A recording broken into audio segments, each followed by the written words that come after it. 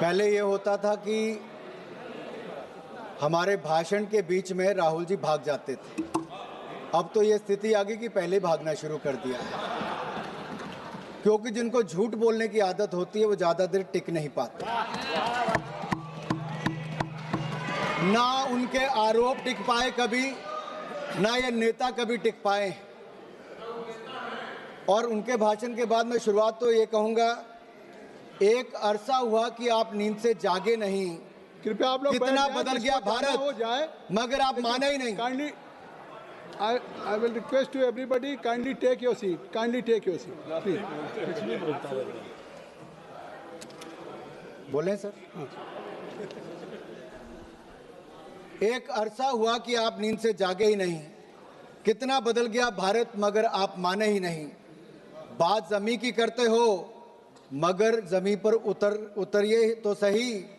तब के मजबूर भारत से अब के मजबूत भारत की तस्वीर देखिए तो सही। सर, ऐसा लग रहा था कोई दंगल में उतर आया है। सर, ग्रिप की बात कर रहे थे और अपनी कमजोरी दिखाकर चले गए। इन लोगों ने अपने समय अर्थव्यवस्था को इतना जकड़ा था भ्रष्टाचार के कारण कि दुनिया की लड़खड़ाती चरमराती अर्थव्यवस्थाओं में भारत को लाकर खड़ा कर दिया था। मोदी सरकार आने के बाद लड़खड़ाती चरमराती नहीं, दुनिया की चौथी बड़ी अर्थव्यवस्था भारत बन गया। वो निर्मला जी की मुस्कुराहट की बात कर रहे थे। मोदी सरकार में एक के बाद एक ऐसा निर्णय हुआ है। आज महिला शक्ति को देखिए, देश की राष्ट्रपति भी महिला है और देश की वित्त मंत्री भी महिला है। 9 बार लगातार इतिहास रचने के लिए और देश को बजट देने के लिए मैं ऐतिहासिक बजट पर माननीय निर्मला सीतारमण जी को बहुत बहुत बधाई और साधुवाद देता हूं। केवल बजट ही नहीं दिया, 140 करोड़ भारतीयों को मुस्कुराने का आपने कारण दिया है। माननीय अध्यक्ष जी, मैं आभार प्रकट करता हूं नेता सदन और देश के प्रधानमंत्री मोदी जी का, जिन्होंने मुझे बोलने का अवसर दिया। देश की वित्त मंत्री महिला है और हमारे माताओं बहनों में बजट और बचत की जो समझ है वो भगवान का आशीर्वाद है। वे किचन भी संभालती हैं, सबकी ज़रूरतों को भी पूरा करती हैं, बचत भी करती हैं और भविष्य के लिए योजनाएं भी करती हैं, भविष्य के लिए पैसे भी बचाती हैं। हमारी माताएं बहनें ईज ऑफ मैनेजिंग बजट में निपुण हैं।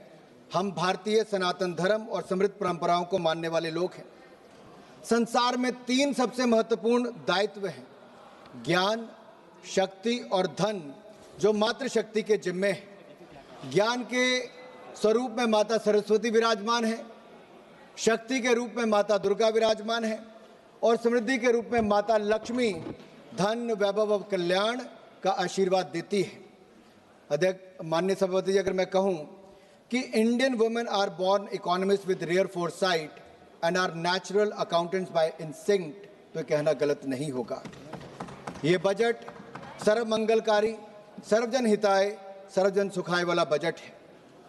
Budget 2025-2026 is a continuation of a 12-year reform express that has moved India from policy paralysis to policy performance, from leakage to delivery, from megabytes to gigabytes, from megawatts to gigawatts, from corruption to confidence, from cut money towards kartavya. Earlier government ran schemes, this government runs systems.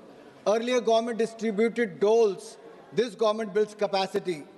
Earlier there was a file movement, in this government there is fund movement.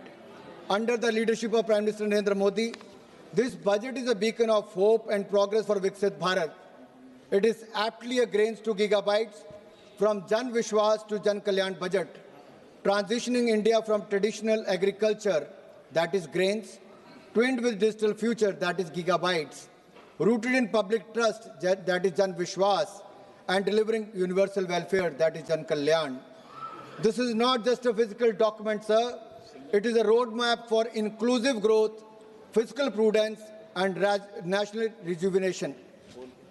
Budget में सबका जिक्र भी है और सबका फिक्र भी है। मनरेगा की बात यहाँ पे आई, सर मैं कहना चाहता हूं इनके समय 30,000 करोड़ पे बजट नहीं होता था।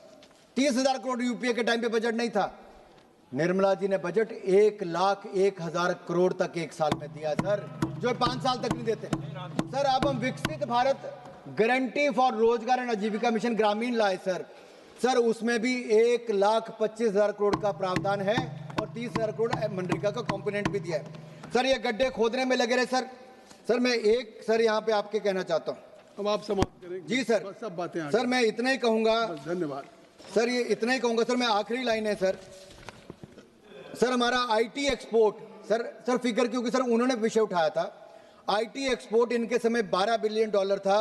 हमारा IT export 210 US billion dollar हो गया सर।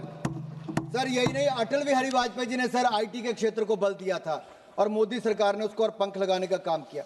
सर हमने टैक्स हॉलीडे से डेटा सेंटर को दिया है ताकि वो क्लाउड सर्विसेज दूसरों को दे सके। इससे निवेश भारत में आएगा, रोजगार भारत को मिलेगा। इसका विरोध राहुल गांधी जी करते। सर यही नहीं सर, आखिरी 1 मिनट सर मैं आपका ले रहा हूं सिर्फ। सर जो लंबी लंबी बातें करते थे सर, विज्ञान की परीक्षा में गणित के सवाल लगाता रहा और इसी नासमझी में चुनाव दर चुनाव हारता रहा है सर। इनकी हाल है। आपकी बात सर इनको लगता है सर कि वोट चोरी का आरोप लगाते हैं सर। मैं ये कहता हूं वोट चोरी नहीं सर, लोगों ने चोरों को वोट देना बंद कर दिया, चोरों को वोट देना बंद कर दिया। सर मैं आखिरी ये कहूंगा सर ये आखिरी लाइन सर आखिरी लाइन है सर। इतने ही कह रहा हूं सर, मुझे तो लगता है सर इनकी प्रोग्रामिंग अंकल सैम और अंकल सोरोस ने किया है। जितनी चाबी भरी सैम ने उतना चले खिलौना। इनमें अंकल सैम का सिम कार्ड और सोरेस का सॉफ्टवेयर है, उधर से टाइप होता है और इधर से टेलीकास्ट होता है। सर ये कुछ विजिबल इनविजिबल ताकतें पीछे पड़ी हुई